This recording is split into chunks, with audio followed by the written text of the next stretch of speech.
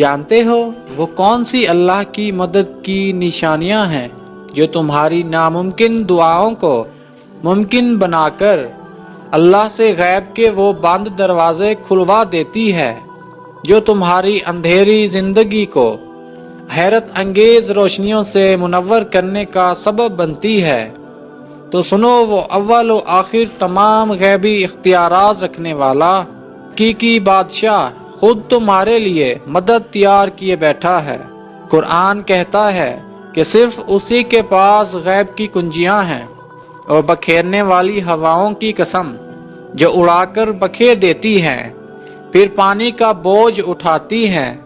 کہ جو وعدہ تم سے کیا جاتا ہے وہ یقیناً سچا ہے، اور وہی ہے جو آسمان سے تم پر خوب بارش برسائے گا، تمہیں مال اور دولت سے نوازے گا، تمہارے لیے باغ پیدا کر دے گا،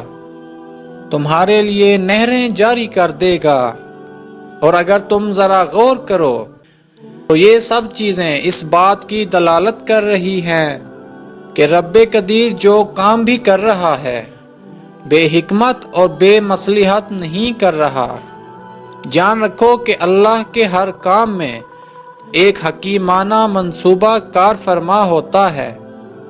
اور تعمیر ایام کا یہ سلسلہ اپنے حساب سے جاری اور ساری رہتا ہے۔ جس طرح نہ تو دن کچھ دن ٹھہر سکتا ہے اور نہ ہی رات، اس طرح قادر مطلق جو زبردست نظم و ضبط قائم کیے ہوئے ہے، وہی مہربان خدا جب چاہے تمہارے صبر و ضبط کو بدل کر ناممکنات کو اپنے کن سے ممکن بنا دے۔ قرآن خود کہتا ہے وہ اللہ ہی ہے جس کے سوا کوئی معبود نہیں، وہ بادشاہ ہے نہایت مقدس، سراسر سلامتی امن دینے والا ہے، سب پر غالب اور اپنا حکم بذر و نافذ کرنے والا ہے۔ اور ہو سکتا ہے آج تمہاری زندگی کے معاملات یا تمہارے دل کے معاملات موافقت سے مڑ گئے ہوں، اور اسرت کی زندگی سے تمہارا صبر ٹوٹ گیا ہو، تو جان رکھو کہ تم ایک انسان ہو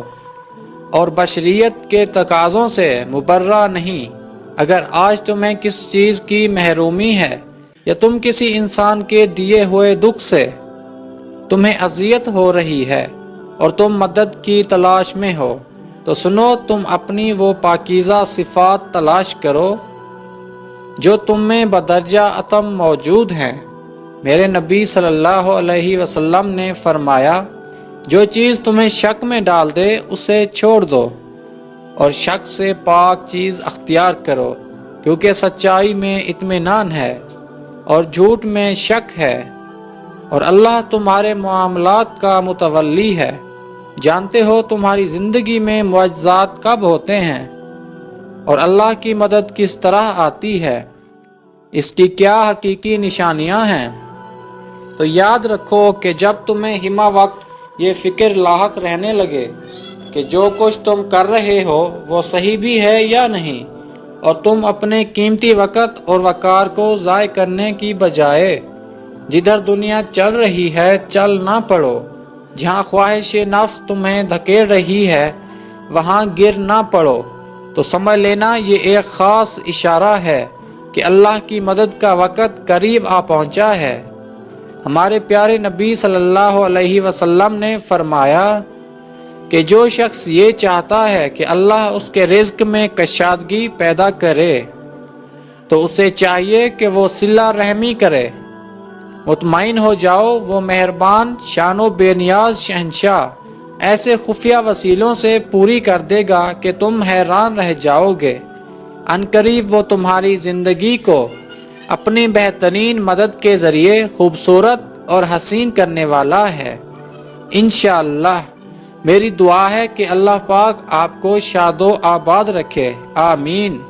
اگر ہماری ویڈیو آپ کو اچھی لگی ہو تو اسے لائک اور چینل کو سبسکرائب ضرور کریں۔ شکریہ۔